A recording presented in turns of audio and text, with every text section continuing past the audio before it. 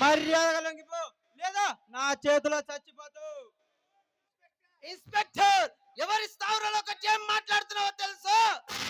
అభి, మృత్యు మందిరం, అభిలో దమ్మున్న మగాడు. ఈ ఇన్స్పెక్టర్ కళ్యాణ్ పేరు వింటే ఎంతని నేరస్తురైనా గుండె బలిగి చావాలి. మర్యాదగా నేను చెప్పినట్టు విను. నా స్థానంలోకి వచ్చి నన్నే ఎదురిస్తున్నావు. నీ గుండెకి ఎంత సోహారురా.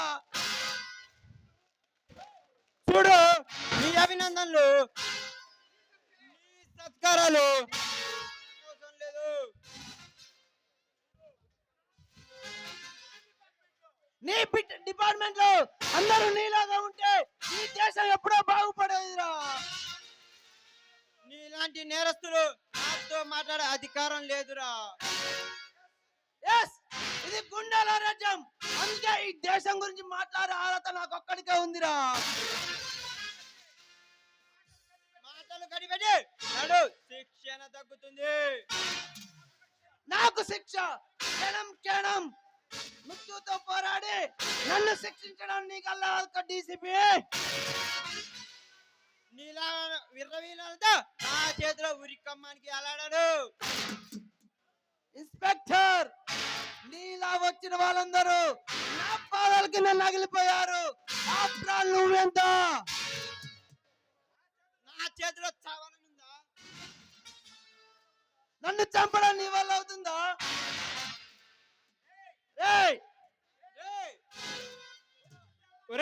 వచ్చింది అల్లా డబ్బా గల్లీ నుంచి కాదు, పెళ్లి నుంచి.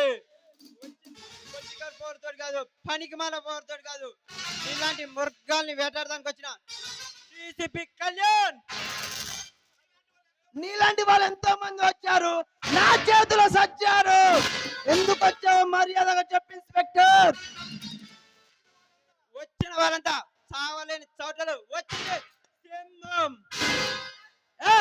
నీలాంటి సింహాలను నా బోర్డులో ఎన్నో బంధించాను, అది అర్థం చేసుకో ఇన్స్పెక్టర్. పచ్చి నెత్తురు తాగేవాడి చేత పాకి నీరు తాగిచ్చాను, అది తెలుసుకో ఫస్ట్. అస్సలు నువ్వు పెద్ద రౌడీ అంటగా, గుండాకి నేను ఎడ్డంటగా. మానుకో, ఎందుకు చెప్తున్నాను అర్థం చేసుకో.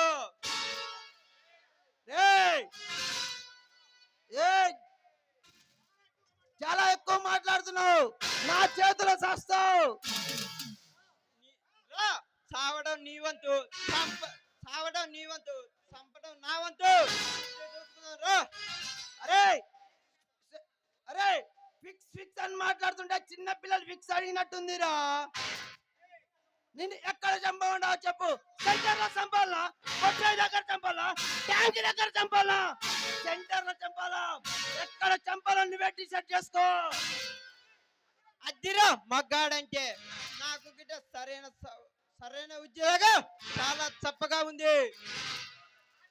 ఆట నువ్వు మొదలు పెట్టావు, అంతా నేను చేస్తాను. ఈ కదం సింహాట్లో ప్రభుత్వం కోసం పనిచేసే పోలీస్ ఆఫీసర్ కి, ప్రజల కోసం పనిచేసే ఒక సామాన్య మనిషికి కొట్లాట్లో ఎవరిది వర్తిస్తుందో చూద్దాం. Challenge, double challenge.